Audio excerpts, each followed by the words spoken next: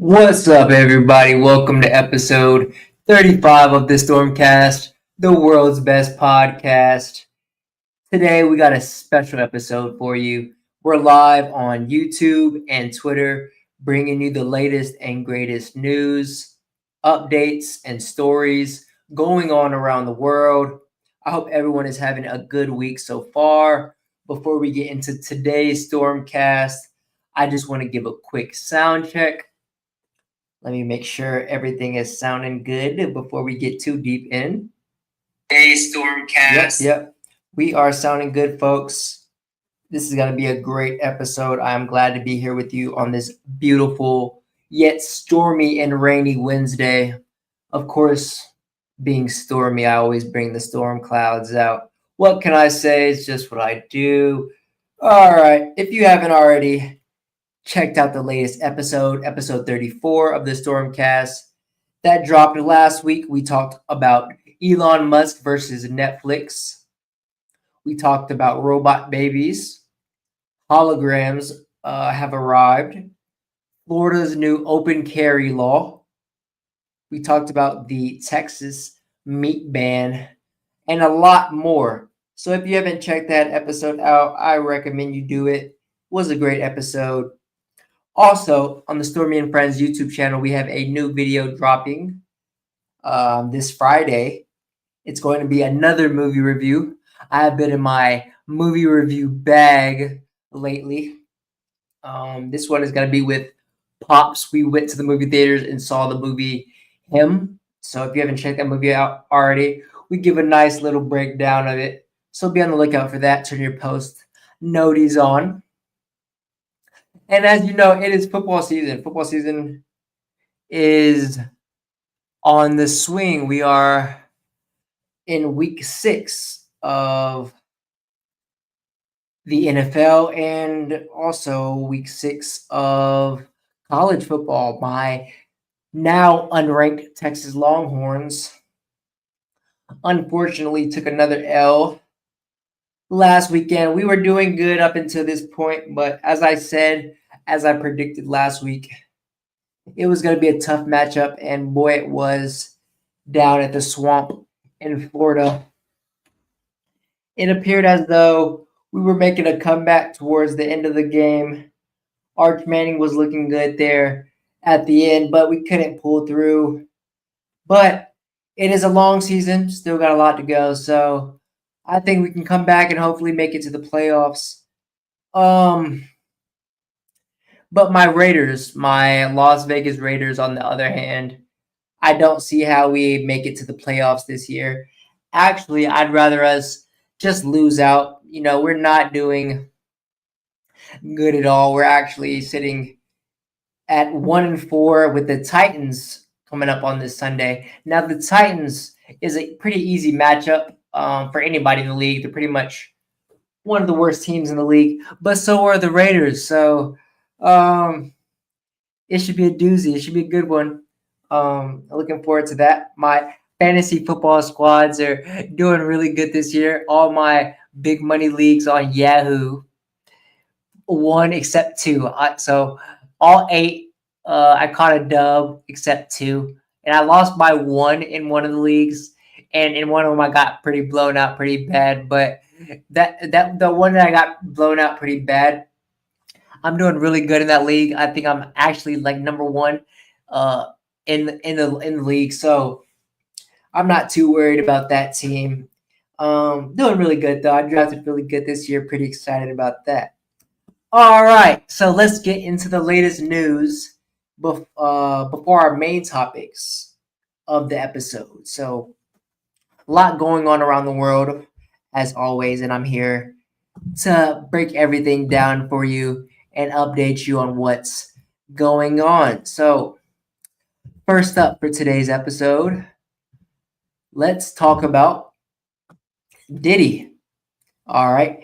Sean Diddy Combs sentenced to more than 4 years in prison for prostitution-related conviction, okay? This coming from CNN. And this was actually last Friday when this article dropped. So let's see what's going on in the Diddy case. Okay, so 4 years, not too bad. As we thought he was gonna get a lot more, with sex trafficking and all that, but it appears as though his defense team did the best they could in getting him the shortest sentence possible, and so it seems as though 4 years is gonna be the final verdict. Y'all let me know down below that a W or a L. Personally, I think it's a W. Could have been a lot worse, right? As blown up as it was this year, one of the biggest news cases we've had in a while, one of the most high profile cases we've seen in quite a while.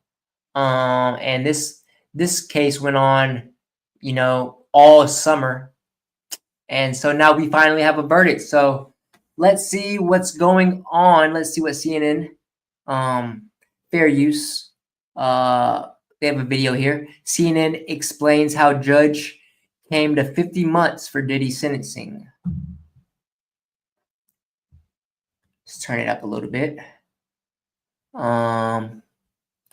If the video wants to play for me. We do it live, folks.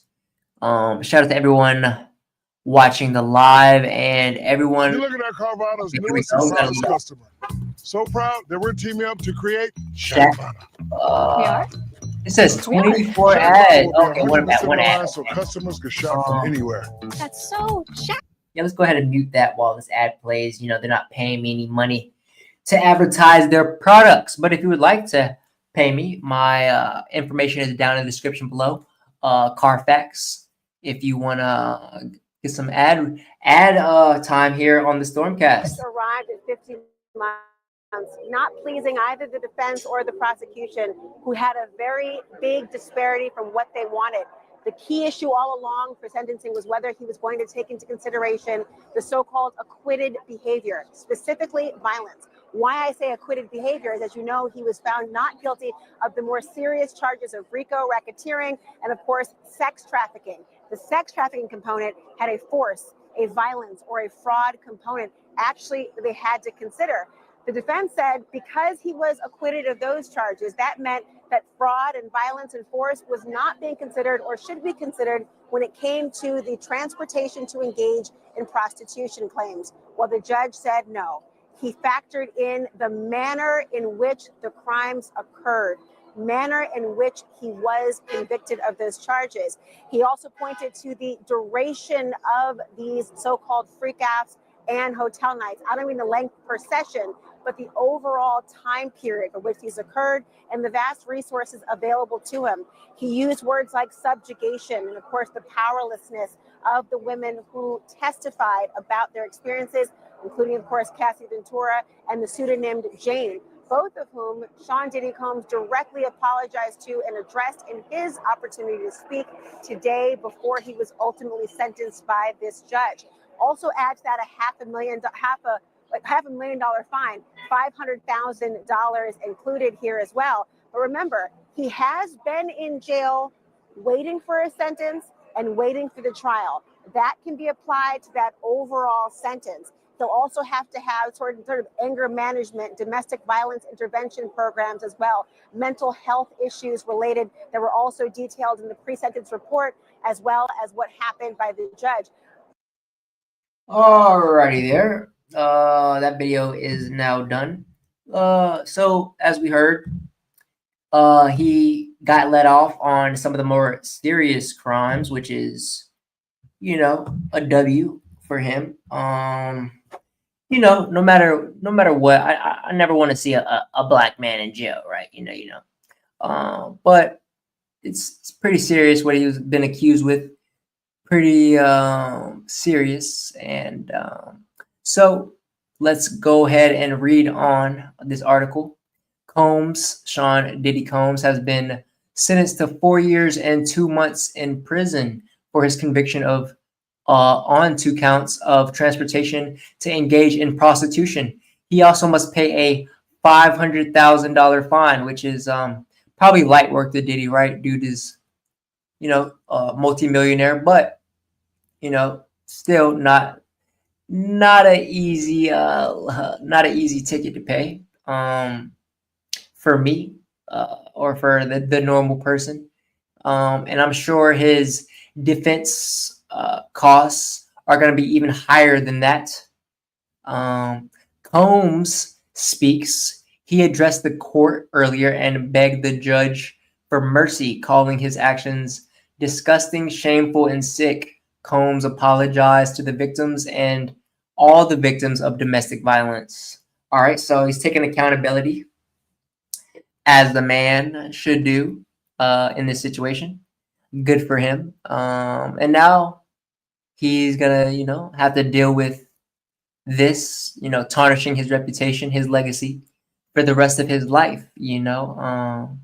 I'm sure when he gets out of prison, he'll probably be even more famous than he ever was, right?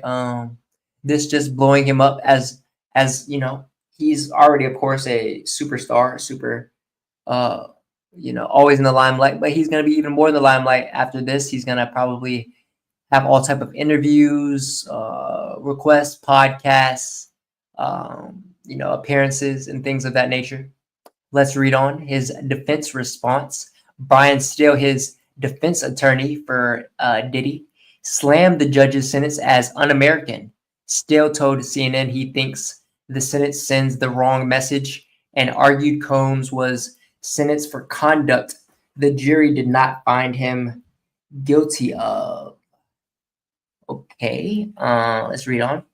Combs' defense attorney argues sentence was un-American and says they will appeal. A defense attorney for Diddy slammed the judge's sentence for being un-American and sentenced him for 50 months in prison. Brian still told, okay, so we just read that. He also says people get, God forbid, falsely accused of a crime. They go to a trial. They have all the witnesses testify. Credibility rather is determined. The jury reaches a verdict and finds in their favor, and then they get sentenced for the same exact conduct that the jury found that they did not commit. Still said it seems, quote, un-American. All right. Still told CNN's Kara Scannell that since Diddy was not convicted on sex trafficking and racketeering charges, the judge should not have considered those elements in his sentence. There is no such corresponding element in the Mann Act, he said. This was a very hard sentence. And it does look bad on him that he was even put on trial for sex trafficking and racketeering, those being, very serious crimes, of course. But this is going to tarnish, as I said, his reputation forever. He's never going to be able to live this down. The things that we read and heard during the case, all the things about the Diddy, the baby oil rather, and the baby oil, and we saw, the domestic violence video that he had with Cassie, in that video in the hotel, and all of the things in the testimony of the witnesses, and of the freak offs, and the freak off parties, where he would hire male prostitutes for Cassie and then do some very disturbing things, with the while they were there, not to include the rubbing the semen on his nipples and things of that nature. Just some very disturbing details in this case, and things that he'll never probably be able to live down no matter what. So let's read on. Asked if he thought the judge was wrong, Stowe said, "We'll find out on appeal." The defense attorney said he talked to Combs after the sentencing, but declined to give more details about their conversation or how his client was feeling. 2 years is an eternity in custody, Steele said.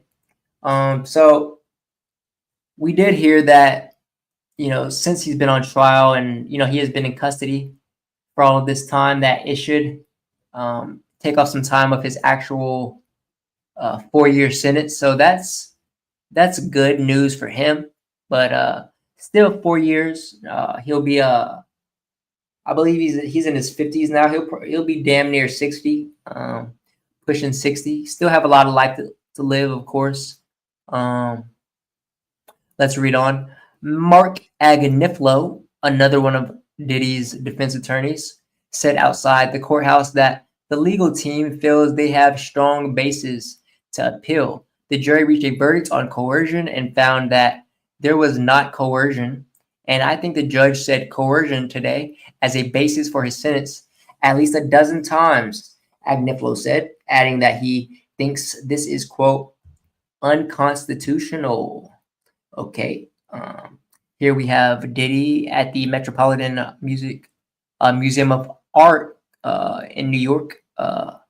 Old picture there. Before we knew about any of these allegations. So Judge Arun Subramanian delivered powerful remarks before sentencing Diddy to 4 years in prison and levying a $500,000 fine on the rapper. Here's the key lines as Subramanian addressed Combs directly. Considering all of Combs' history, Subramanian clarified that the sentence was for the offenses of conviction, the Mann Act charges, and not the sex trafficking and racketeering charges he was acquitted of.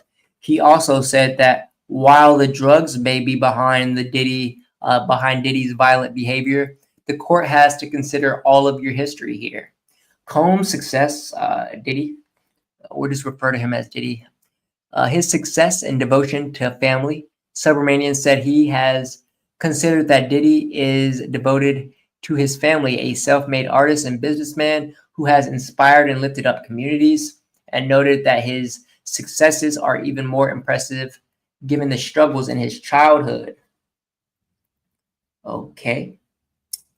Bringing up the past, his childhood here, as perhaps one of the factors leading him to these disturbing acts. So let's read on.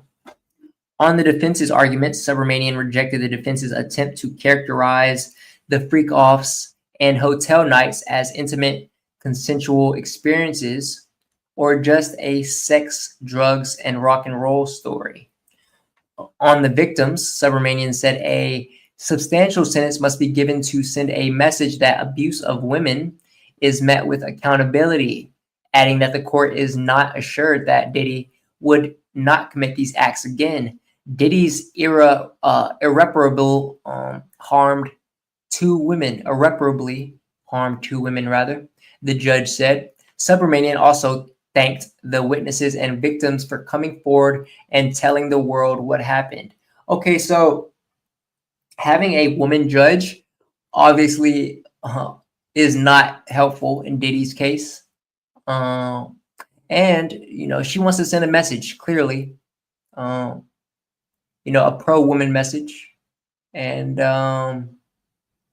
they believe that he possibly could, continue these heinous acts once he was free. So definitely trying to send a message out there.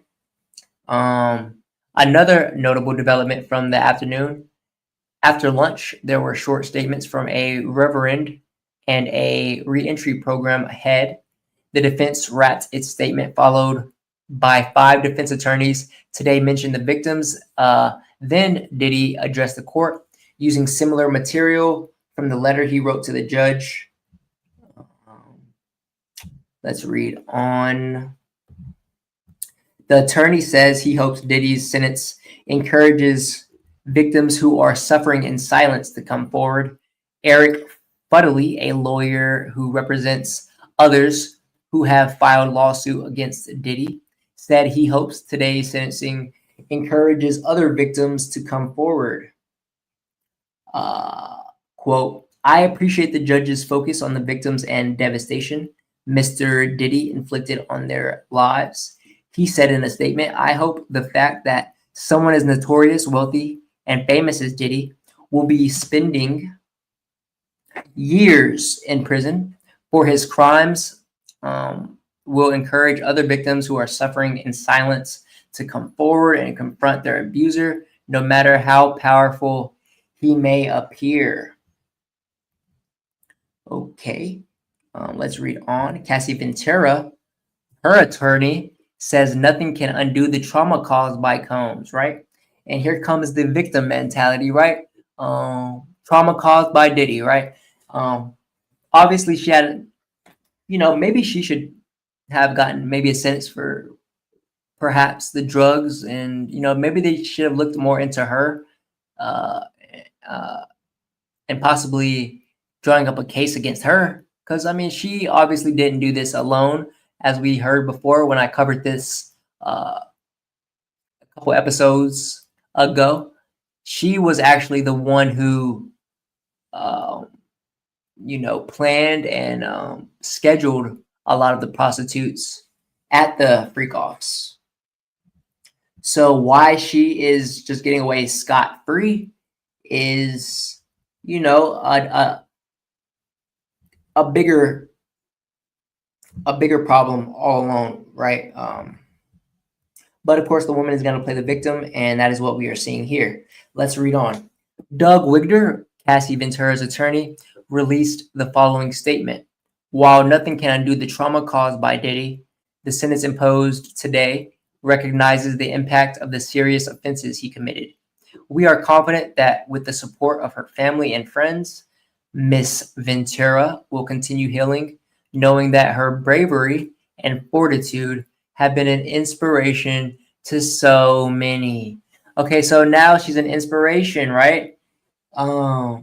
Everything was all good during the freak offs, and now that she wants to come out and play victim, she is inspiration to so many. Interesting how that works, right?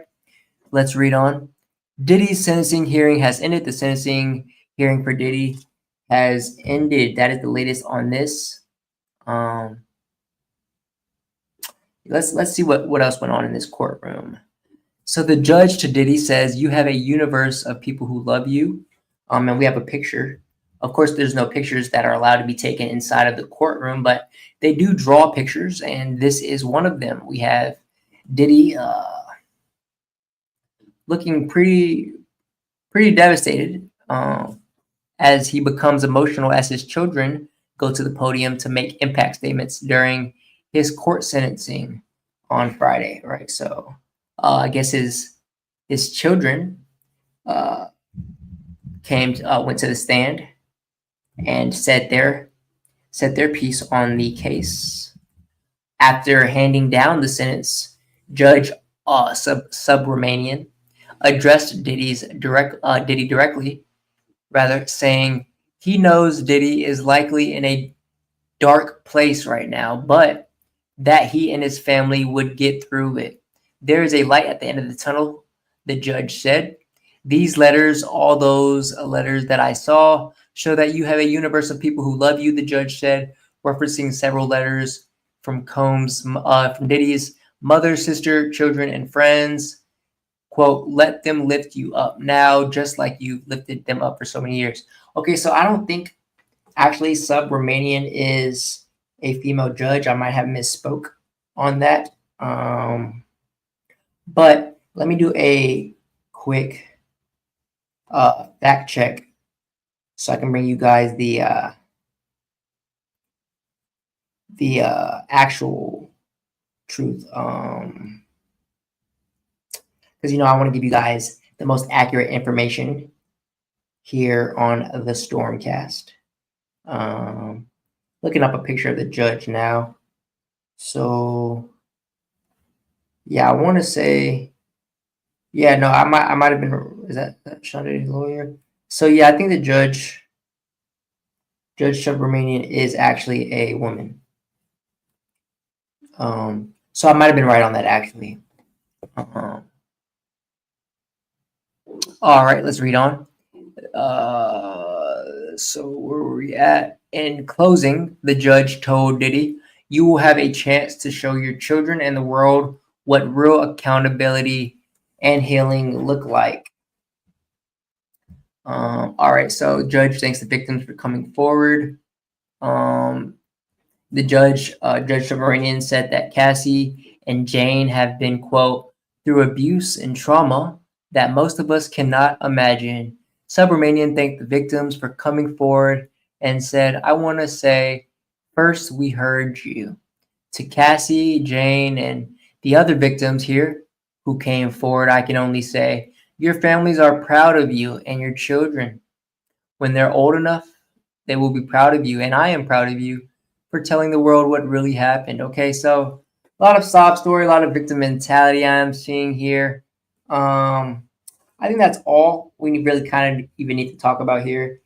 We get it. The main point of this is that Diddy has been sentenced to 4 years in prison. Some of that time has already been spent because he's been in custody throughout this trial process. And yeah, I want you to let me know, W or L, for Diddy, what you think about it. Should he have been sentenced for longer, less? Yeah, let me know down below. All right, next up, for some of the news before we get into our main topics of the episode. From a CBS Sports, we have Mark Sanchez arrested for battery while in the hospital being treated for stabbing incident in Indianapolis. Now we know that Mark Sanchez, the former Jet, best known for his butt fumble, he has been arrested. He's also a sportscaster on CNN, I believe, or CBS rather. So let's see what they have to say here. Indianapolis police announced they arrested Sanchez on suspicion of several misdemeanors. Here we have Mark Sanchez, played for the Jets. He was decent in his time, never really a prolific quarterback, always kind of a game manager. He's never going to really win you the big games, but he'll get some W's for you back in the day. Before he retired. Let's read on. The police arrested former NFL quarterback and USC star Mark Sanchez while he is hospitalized and recovering from injuries suffered early Saturday in Indianapolis, according to a statement from the Indianapolis Metro Police Department. Sanchez, who is in stable condition after a reported stabbing. He was arrested for battery with injury, unlawful entry of a motor vehicle, and public intoxication. In their statement, Indianapolis police noted that Sanchez remains in the hospital and has not been taken to the adult detention center. Or I guess that's what they call prison, the adult detention center. After further investigation and following consultation with the Marion County Prosecutor's Office, IMPD, arrested 38-year-old Mark Sanchez for his alleged role in this incident. IMPD said in its latest update, Sanchez was arrested at the hospital for battery with injury, unlawful injury of a motor vehicle. I think they meant entry there, unlawful entry of a motor vehicle, and public intoxication, all of which are misdemeanors. All involved parties have been identified and no further individuals are being sought by detectives. Sanchez is still in the hospital and has not been booked into the adult detention center. Okay, we have a video here to go along with it. Fair use. I'm going to speak with a different accent. And just between you and me, let's see what they have to say. Okay, so doesn't seem like there's any words here, perhaps. Check this out. Okay. Just a sec. I'm going to speak with a different Another ad. Gotta love it, and just folks. between you and me, Getting hit with ads all day. Okay. First, let's change it up so that I can fit in with the locals in Melbourne when I visit next month. Yeah. Okay. Okay, so there are no words. Get your business up and running from and it's just hitting all type of ads. So we're gonna skip that and continue on here. The Marion County Prosecutor's Office will make the final charging decision. An arrest is merely an accusation, and Sanchez should be considered innocent until proven guilty in a court of law. Sanchez is in Indianapolis to call Sunday's game between the Las Vegas Raiders and Indianapolis Colts at Lucas Oil Stadium. So this was last week, right before my Raiders got absolutely obliterated by the Indianapolis Colts last Sunday. So Mark Sanchez was injured in Indianapolis on Saturday and is currently recovering in the hospital in a stable condition. Fox Sports PR said in a statement, "We are deeply grateful to the medical team for their exceptional care and support. Our thoughts and prayers are with Mark, and we ask that everyone please respect his and his family's privacy during this time." So let's read on and see if they speak more of actually what happened here, okay? So earlier on Saturday, local police released the following statement about the incident, which multiple reports linked to Sanchez. IMPD is investigating a physical disturbance that happened near Senate Avenue and West Washington Street on October 4th, 2025, around 12:30 a.m. The statement said, in part, the incident involved 2 adult males, resulting in one man receiving lacerations and the other sustaining injuries consistent with stab wounds. Okay, so we have a violent dispute that goes on between him and another man. Let's read on. Detectives believe this was an isolated incident between the 2 men and not a random act of violence. Both individuals, who are not residents, have been identified. IMPD aggravated assault detectives are continuing the investigation and have reviewed video footage of the incident. Okay, so both men received medical treatment. The man with the apparent stab wound remains hospitalized in stable condition. And I believe Sanchez actually was the perpetrator here who stabbed the individual receiving medical treatment. So Sanchez was an all Pac-10 quarterback in 2008 under the then USC coach Pete Carroll, who is now the coach of the Raiders. In my opinion, off a side note here, Pete Carroll definitely should retire at this point. Very old. We need something new and fresh with the Raiders, but that is neither here or there. Let's remain on topic.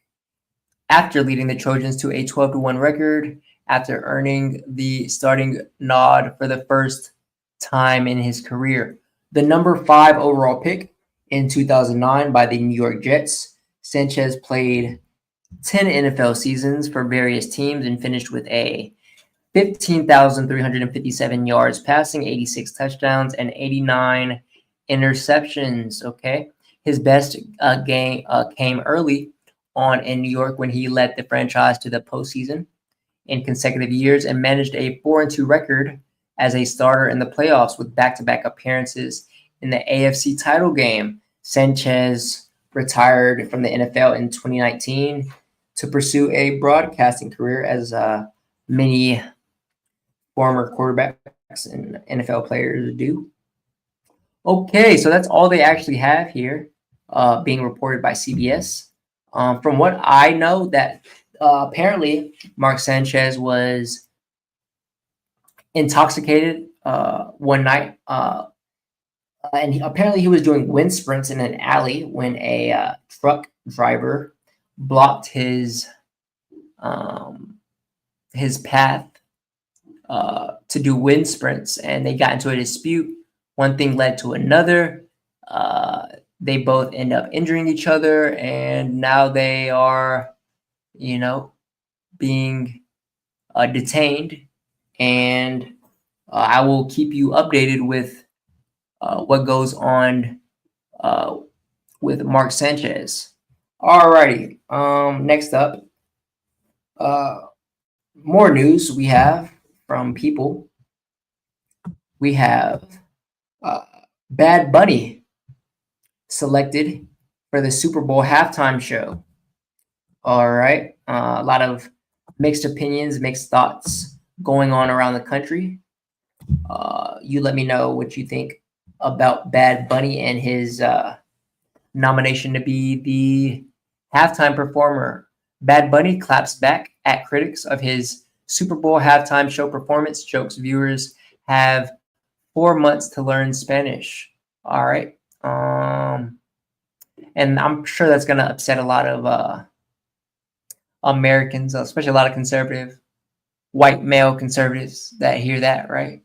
You're in our country, boy. You don't need to be, we speak American here, but I think this is just the NFL trying to branch out, trying to reach a broader audience, a Latin audience. Personally, it doesn't really matter to me. I mean, it would be nice to see somebody, American, English speaking, just because there's been so much division going on in the country already. And it'd be cool to see somebody like, Morgan Wallen or Snoop Dogg, somebody like that, somebody that can bring the family together at halftime, right? And I'm sure a lot of people are gonna walk away from the TV at halftime, but perhaps it does the opposite. So I want you to let me know down below what you think of this. Let's read on though. He says, "I'm very happy, and I think everyone is happy about it." All right. Even Fox News, the rapper, teased about in his Super Bowl 55 set. All right. So what we need to know about this: Bad Bunny clapped back at critics after receiving criticism of his Super Bowl halftime show performance during the October 4th episode on SNL. "I'm very happy, and I think everyone is happy about it. Even Fox News. Bad Bunny will take the stage at Super Bowl 55. LX is 55, correct? Let me do a quick fact check. Is LX 55? I believe Roman numerals. My Roman numerals are correct here.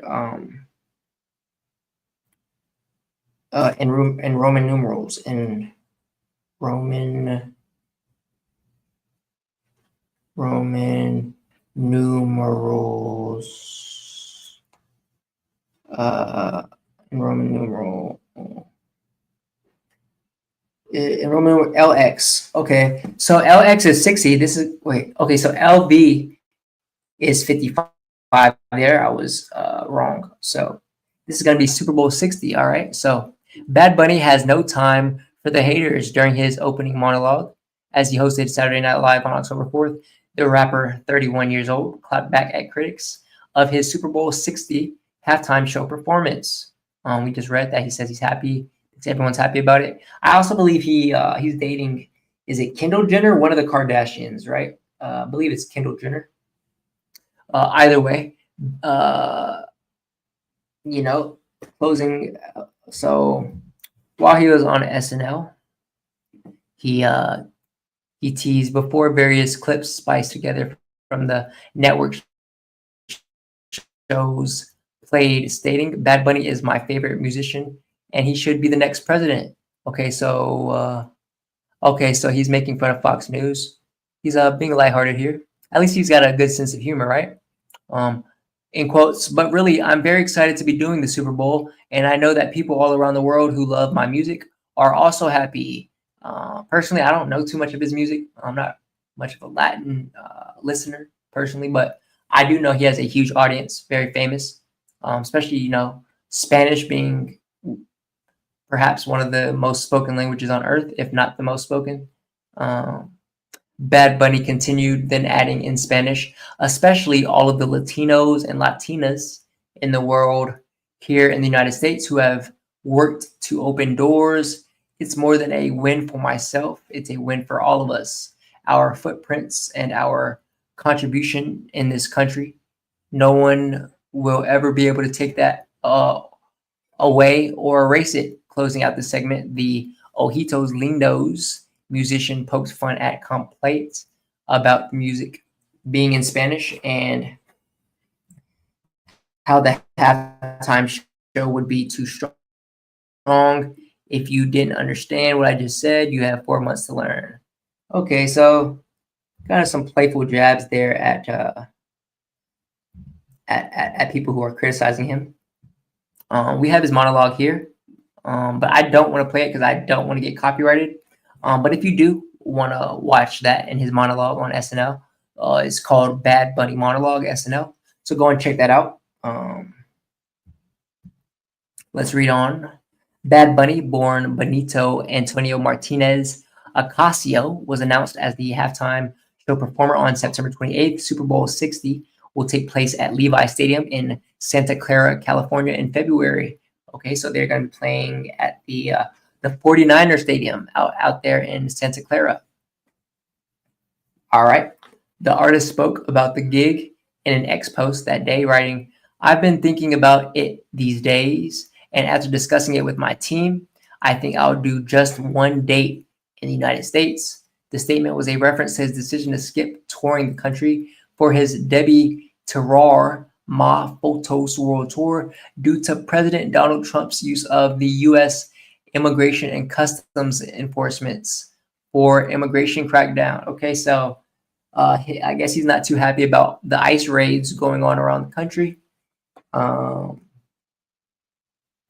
wonder what a lot of people who support Donald Trump and a lot of conservatives have to say about this. Perhaps what Donald Trump has to say about this. I want you to let me know what you think about this. I have no feelings either way. Honestly, I'm not, halftime shows, whatever. Of course, I love watching Super Bowl. I'm in it for the commercials and the gameplay. Apparently, my Raiders obviously aren't going to be in that Super Bowl anyway. So it's whatever anyway, right? Just one of those things. People are going to always find something, some uproar. It doesn't really matter who the performer was, right? There's going to be some controversy surrounding whoever was going to perform. All right, so our first topic of the episode, we have skills that are disappearing. All right, so this on Instagram. Also, if you haven't followed me on Instagram at ICMick, ICYMICK, go ahead and do that. I'm always posting about the StormCast, giving you guys updates. And yeah, always posting on there. You can hit me up on there, hit me in the DMs. And let me know how you're liking the show. Let me know what topics you want me to talk about. And if you want to be a guest on the show, hit me up on there. But we have skills that are disappearing. Once people could fix a broken radio with a screwdriver, write in perfect cursive, or read a map without a second guess. Today, those abilities are slipping away faster than we realize. From mental math to sewing, many everyday skills that once defined independence are being replaced by technology. Typing has overtaken handwriting, GPS has replaced navigation, and even the art of remembering phone numbers has faded. What feels normal to younger generations was essential for survival just a few decades ago. The shift is not just about convenience, it's a quiet cultural change reshaping how knowledge is passed down. Okay, and I remember growing up, learning cursive, and that was a learning curve, of course. But I don't know if they even teach cursive in schools anymore, right? They probably just sit on iPads and do most of the work on that. And ask, we definitely didn't have ChatGPT back when I was going to school, and now that they do, school must be just so much easier now. I can only imagine. I remember having to write up essays by hand, having to write rough copies. We call them sloppy copies or rough drafts, and then having to write a final copy. And boy, was your hand blistering and sore and cramping after that, right? That was quite the hand workout. But now, I don't know if they even still do those type of things. And that's one of the skills that are disappearing. Maybe the question is not what we've lost, but what we'll regret losing when it's too late to relearn, okay? So let's see some of the skills that we are losing and that are disappearing, okay? First up, we have handwriting and cursive, okay? Keyboards have taken over.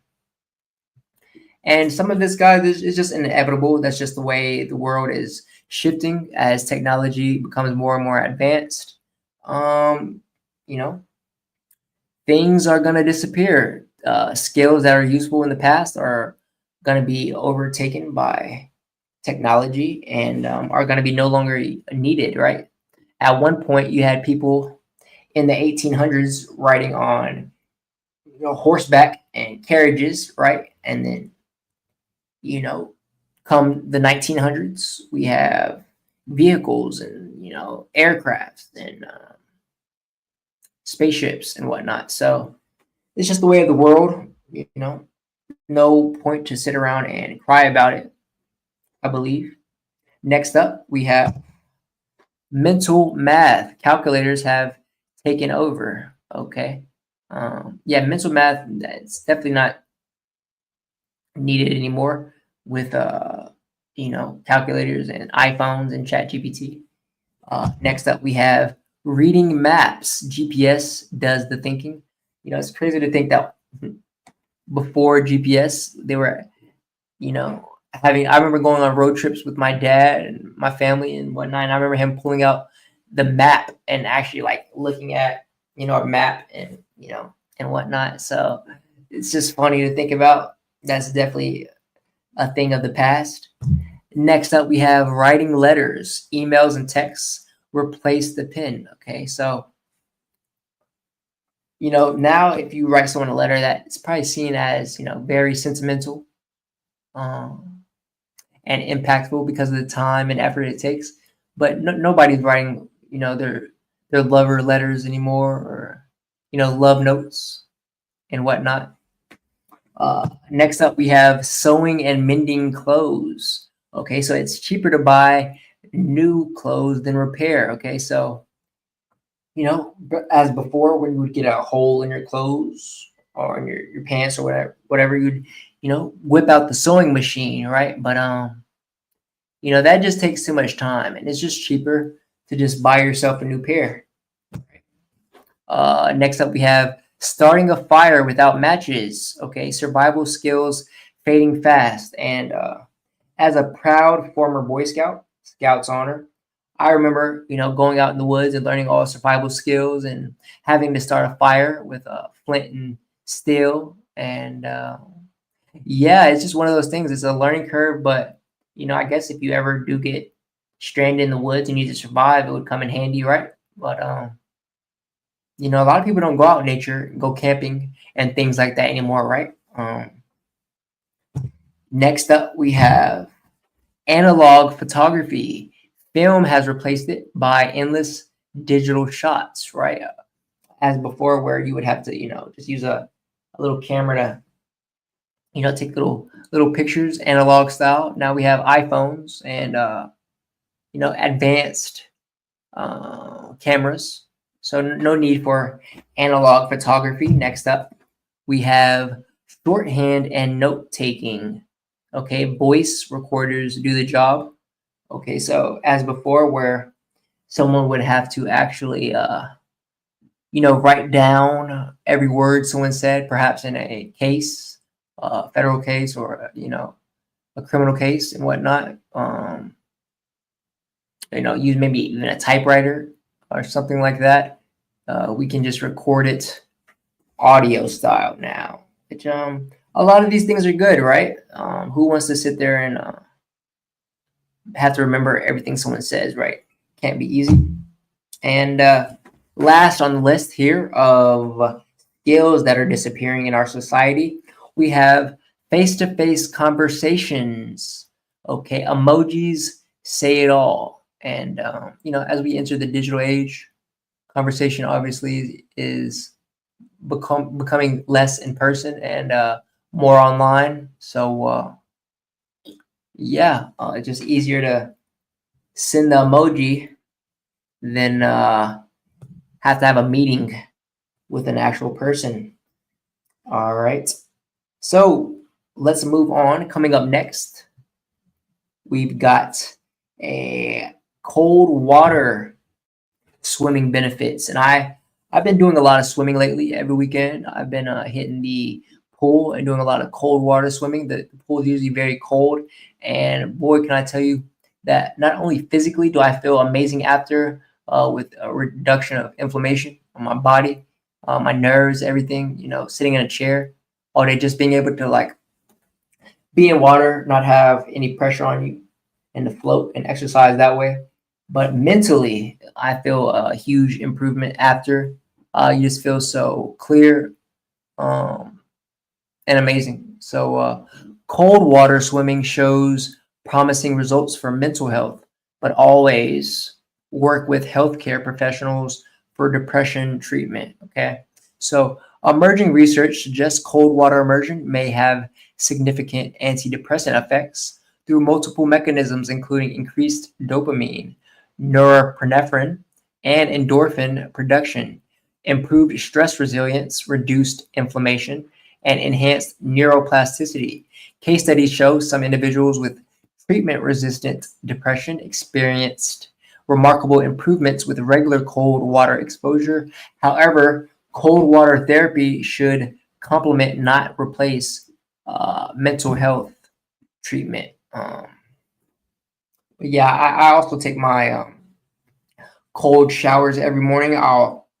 Before I turn the water warm, I'll make it cold for a good 3-4 minutes, and that's just a great way. I feel it wakes me up. It makes me nice and alert in the morning.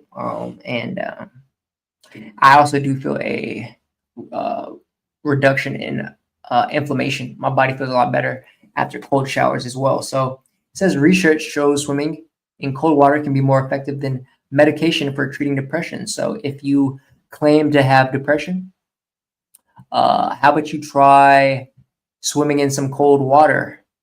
That may help you. Okay, let's read on here. The research that's changing mental health. Clinical studies are revealing something incredible about cold water and your brain. What scientists found: people with treatment-resistant depression showed significant improvement after regular cold water swimming. Many were able to reduce or eliminate antidepressants under medical supervision. One woman went medication-free after just weekly cold swims. Okay, interesting. How to start your cold water journey. You don't need to jump in a frozen lake. Here is how you can begin safely, okay? Start with showers. In your shower with 30 seconds of cold water, build up gradually, okay? Find your temp. Water should be uncomfortably cold, but safe. Around 50 to 60 degrees Fahrenheit works. Breathe deep. Focus on controlled breathing to manage the cold shock response. And that's one thing I actually do when I do sit in the cold water. I like to kind of meditate, focus on my breath. And yeah, it helps you get through it a lot better as well. And also get support. Join local cold water swimming groups. Community amplifies benefits. Okay, so always, of course, talk to your doctor before starting any medication. Right. Let's read on here. Let's read on. Keep right clicking for some reason. Okay, so why is cold water, why it works like magic? Okay, so here's what happens in your brain when you hit cold water. You have a dopamine surge. Cold shock increases dopamine by 250%. That's your natural reward chemical, right? We all know what dopamine is. And the cold shock will increase that significantly, okay? You have stress adaptation. Cold exposure trains your nervous system to handle stress better. Okay, so if you take your cold shower at the beginning of the day, it'll help you get through the stresses of perhaps work or daily life or whatever you have to go through on a daily basis. Another reason it works like magic is the inflammation fighter. Cold water reduces inflammation linked to depression. And lastly, we have neural growth. Cold shock proteins literally help grow new brain connections, which we know as neuroplasticity, which we've talked a lot about on previous episodes.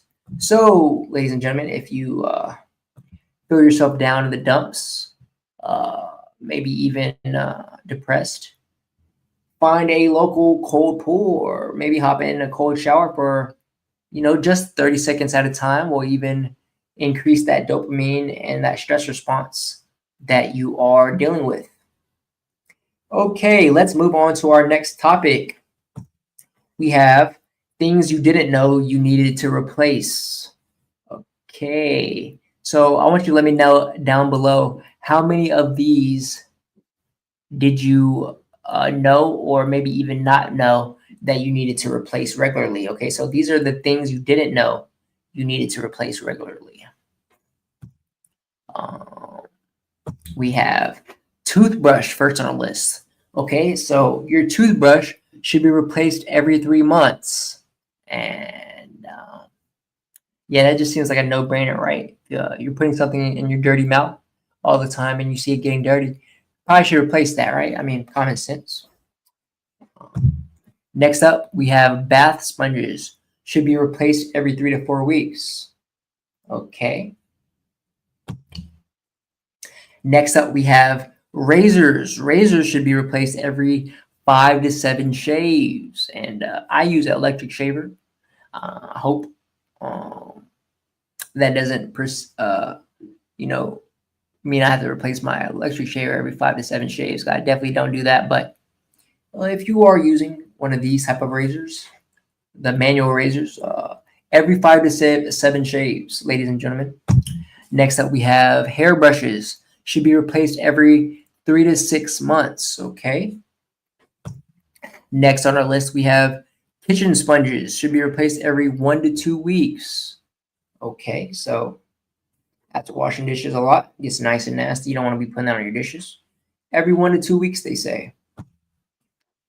Next up, we have pillows. Pillows should be replaced every 12 months. So every year, get yourself a new pillow. All right. Next up on the list, we have dishcloths. Dishcloths should be replaced every 2 days. Okay. Didn't know that. And they're not giving any, description or reasoning behind why these things should be replaced, but just take it from puberty. This is the time frame for each of these items. All right. Next up on the list, we have the water filter. Your water filter should be replaced every 2 to 6 months. How many of you guys are replacing your water filter every 2 to 6 months? All right. Next up, we have shower curtain liner. Your shower curtain liner should be replaced every 6 months. Okay. I don't have a shower curtain liner because I have an open bathroom with a glass wall. But if you do have a dirty shower curtain liner, go ahead and replace that every 6 months if you haven't done so. And last on our list of things you didn't know you needed to replace, we have socks and underwear. All right. Your socks and your underwear should be replaced every 6 to 12 months. Okay. And as I said, they don't have any reasoning behind this. I feel like if you just wash your socks and underwear, you should be okay. The person in the comments says, shout out to my hairbrush that's been with me for 5 years and still looking solid. All right. And another person here says, this ad was brought to you by capitalism. All right. Yeah. So, just trying to get you to buy new things, buy new items. But I mean, if you want to be, optimally healthy and, keep things good, go ahead and replace those items. If you didn't, let me know down below if you knew about those items that needed to be replaced, or if you don't agree with that, if you think stocks, you've had a pair of underwear since you were in 8th grade, right? All right. So this next one's pretty interesting. Our next topic, we have the richest people in the world. Okay. The richest people the world has ever known, to be specific. All right. So these are the richest known people to have ever lived. And I want you to let me know down below if any of these people on this list, if any of them surprises you. Okay.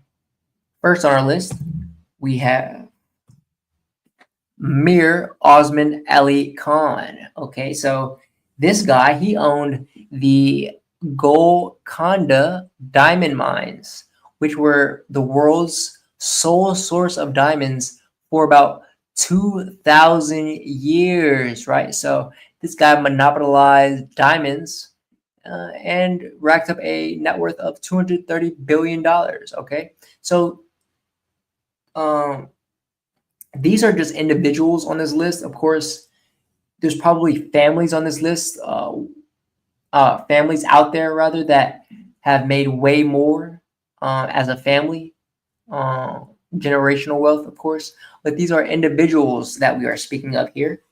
Okay, so at number 8 on our list, we have John D. Rockefeller. He created the Standard Oil Company, making him the world's first billionaire with an impressive net worth of $340 billion. And he is number 8 on our list. We are, of course, counting down to the number 1 spot. Okay. So coming up next at number 7, we have Elon Musk. Okay, we all know about Elon. He founded SpaceX, co-founded Zip2 and X, formerly known as Twitter, and was one of the earliest inventors of Tesla. Okay, and that's just some of his companies, right? Of course, we know about Neuralink, and we just spoke of Tesla. I believe he does. Of course, he has other businesses as well, with an impressive net worth of $366 billion. And I read something on the internet that said he is set to be the world's first trillionaire, right? So if he just keeps it up, right, he has a upward trajectory heading towards the trillions. Okay, coming up next on our list at number 6, we have Mansa Musa. He ruled the Mali Empire, controlling the taxing and trading of its many gold, salt, and ivory resources with an impressive net worth of $400 billion. Okay. Shout out to Mansa Musa. Let me make sure nobody in the chat is okay. Yeah, so we're good. We're good. All right, next on our list, coming at number 5, we have Augustus Caesar. The first Roman emperor inherited a fortune from Julius Caesar and then conquered Egypt with a impressive net worth of $5 trillion. Okay, so we have the first trillionaire here on our list. As I just said, Elon Musk said to be our first trillionaire. I'm speaking first as in our generation. Our generation's first trillionaire, right? Okay, so coming in at number 4 on our list, we have Empress Wu Zetian. Okay, so the first female makes the list. First woman. She says she was the China's only empress, controlled the empire's treasury through tax reforms and securing the Silk Road trade routes with an impressive net worth of $16 trillion. Okay. The Silk Road, of course, being a very popular, famously known route back in the day where trade went through and when a lot of innovation of the time was being created. So coming in at number 3 on our list, we have Akbar the Great. Okay. He implemented a centralized financial system and reformed tax collection for the Mongol Empire with an impressive net worth of $25 trillion. All right. Coming in at number 2 on our list, we have Emperor Shenzong of Song. He implemented many reforms with taxes, monopolies, government loans, and labor service laws with a impressive, very impressive net worth of $30 trillion. Okay. So on our list, we've had a lot of Asian and Chinese being the richest known humans ever. And lastly, coming in at number 1, drum roll for the richest known person to have ever lived, we have Genghis Khan. He established and controlled the largest contiguous land empire in history across Asia and parts of Europe with a net worth, a staggering net worth of $100 trillion. Okay. And Genghis Khan, to me, I've read a lot about Genghis Khan, mainly for his, his conquests and his, he was a warrior, a warlord who dominated and conquered many territories, most of Asia, and most of the Eastern Hemisphere, really, before he left this earth. He left a huge footprint. I read a fact the other day that like 10 to 20% of the Earth's population in Asia has roots that can be traced back to Genghis Khan, because he just conquered that much land, that many empires. He had that many wives and children. Just a very impressive individual to study. Genghis Khan was. Okay. So that is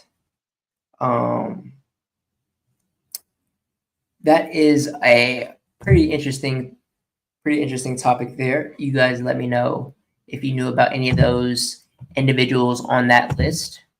Okay. And to close out the episode, we have one last topic.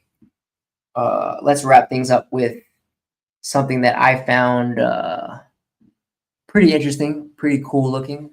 We have the world's most advanced 10,200-ton nuclear submarine completes its first U.S. trials. The vessel was christened in May 2023 and will soon join the Navy's fast attack fleet. Okay, and this post from Interesting Engineering from 7 hours ago. Of course, here on the StormCast, bringing you the latest and the greatest news and updates. So the U.S. successfully completed initial sea trials for Virginia-class attack submarine Massachusetts SN 798.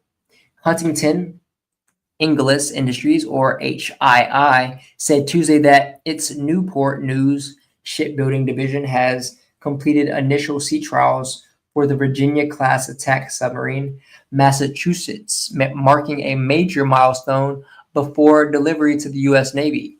Over several days at sea, crews from Newport News Shipbuilding and the Navy conducted a series of tests, including the submarine's first submergence and high-speed maneuvers on the surface and underwater, the company said. And we have the submarine there. That number alone is ridiculous, right? 10,200 tons. So multiply 10,200 by 200, and that is the weight of this here submarine. Not a light object, to say the least. Additional testing and evaluations will continue before Massachusetts is formally handed over to the Navy. Okay, so our entire team at Newport News Shipbuilding understands the importance of delivering capability to our fleet, said Carrie Wilkinson, president of Newport News Shipbuilding, in quotes. Proving capabilities through this first sea trial for Massachusetts is an important step in demonstrating this, and we are honored to support the mission. Massachusetts is the 25th Virginia-class submarine and the 12th built by Newport News Shipbuilding, one of only 2 shipyards in the U.S. capable of constructing nuclear-powered submarines. The vessel was christened in May 2023 and will join the Navy's fast attack fleet. Okay, so just imagine the damage and destruction this type of fleet would be able to create, right, for our U.S. military. Thank God it's on our fleet, right? So this advanced attack submarine, the Virginia-class submarines, are built to be versatile in modern naval combat. They can perform various missions, including anti-submarine and anti-surface warfare, launching Tomahawk missile strikes, gathering intelligence, conducting mine warfare, and deploying Special Operations Forces, or SOF. Each submarine integrates cutting-edge stealth, mobility, and endurance through nuclear propulsion, a key advantage over conventional submarines. Okay. The Virginia class replaces the aging Los Angeles class submarines that have formed the backbone of the U.S. fleet for more than 4 years. To date, 23 Virginia class submarines have been commissioned, built jointly by HII's Newport News Shipbuilding and General Dynamics Electric Boat. The Virginia class employs modular construction and open architecture systems for faster modernization and integration of emerging technologies. That was a mouthful of a sentence, right? Okay. Let's read on. Since introducing the Block 3 variant, the Virginia class has featured a redesigned bow section with a large aperture bow or lab sonar array, enhancing detection capabilities and reducing life cycle costs. And I've always found submarines pretty sick, pretty dope. Just the fact that they can go underwater and, navigate under for so long and go to such deep depths and, be able to, maintain, communication with ground and land forces, but be able to deploy, attacks from so deep under the ocean. And you would never know that their attacks are coming, right? It's just mind-boggling, the construction and the architecture and technology and engineering that goes into making these underwater weapons. So it also replaced the 12 vertical launch system, or VLS, tubes with 2 large Virginia payload tubes, or VPTs, each capable of launching 6 Tomahawk cruise missiles. The Block V variant introduces the Virginia Payload Module, or VPM, a new mid-body hull section containing 4 large payload tubes. Each tube can carry 7 Tomahawk missiles, increasing total missile capacity by 28. The VPM also supports new payloads, including unmanned underwater vehicles, or UUVs, and special operations equipment. Future Block 6 and 7 submarines will continue integrating advanced sensors, computing systems, and payload flexibility for multi-domain operations. So let's get into some of the general characteristics of this submarine, okay? So the Virginia class submarines are built jointly by General Dynamics Electric Boat and HII's Newport News Shipbuilding, the only 2 U.S. shipyards capable of constructing nuclear-powered submarines. The USS Virginia is the first ship in its class. It was commissioned on October 3rd, 2004. This began a new generation of fast attack submarines designed for versatility, endurance, and stealth. Each submarine is powered by a nuclear reactor driving a single shaft, giving it virtually unlimited range and the ability to remain submerged for extended periods without surfacing. The Virginia class measures about 377 feet, or 114.8 meters, in length, with newer variants featuring the Virginia Payload Module, or VPM, extending the hull to 461 feet, or 140.5 meters. Okay, let's read on here. The beam measures 34 feet, or 10 meters, and displacement is approximately 7,800 tons when submerged, increasing to 10,200 tons with the VPM installed. These submarines are surprisingly quick. They can travel more than 25 knots, about 46 kilometers per hour underwater. A Virginia-class submarine has a crew of 145 people, including 17 officers and 128 sailors. The crew is trained for various missions. They gather intelligence, conduct strikes, engage in undersea warfare, and perform special operations.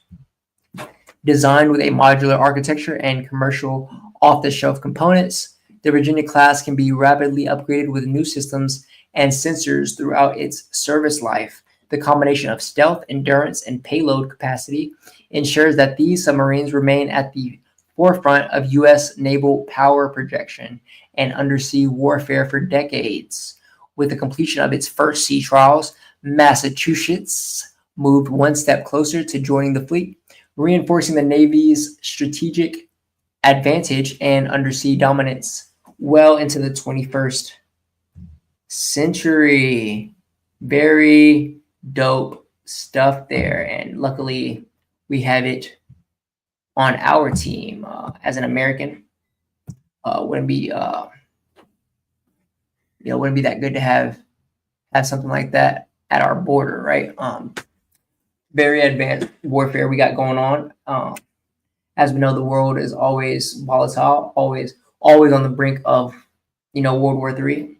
Of course, I don't, World War III won't be fought by hand. It'll definitely be nuclear and fought by drones and submarines and things of that nature. A lot of men won't die by combat. They'll die by a drone striking them out of nowhere, right? So that's all of our topics for today. That's our episode, ladies and gentlemen. As always, the StormCast is everywhere you find podcasts. So subscribe on YouTube, drop a 5-star review on Spotify, and follow on Instagram, Twitter, and Rumble. Your support on Patreon also keeps us going strong. All links are going to be down in the description on the Stormy and Friends YouTube channel.